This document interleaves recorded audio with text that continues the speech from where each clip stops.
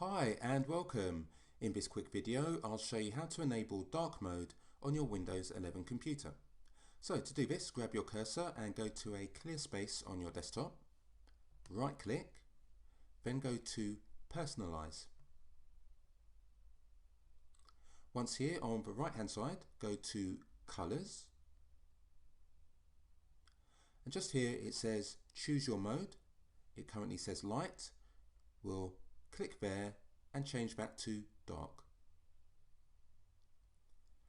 The system automatically updates the color scheme to a dark mode, and you can see that in the Windows Explorer just here.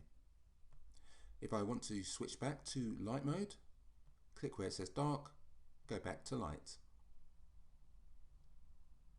There's another place you can make this change as well. If I go back one step, instead of going to colors, go to themes.